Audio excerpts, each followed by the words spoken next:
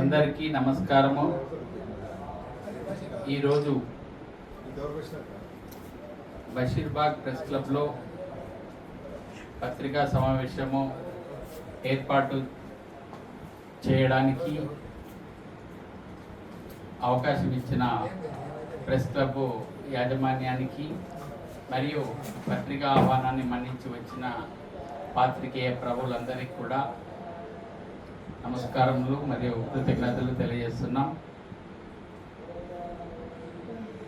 ఈరోజు press meet పెట్టడానికి గల ముఖ్య కారణము ఒకటి, నా వ్యక్తిగతమైన విషయంలో జరిగిన ఒక సంఘటన గురించి, అదేవిధంగా నా వ్యక్తిగత సంఘటన లేదా నా యొక్క ప్రమేయంను బట్టి జరిగిన ఒక సంఘటన, ప్రజాస్వామికమైన ఓటింగ్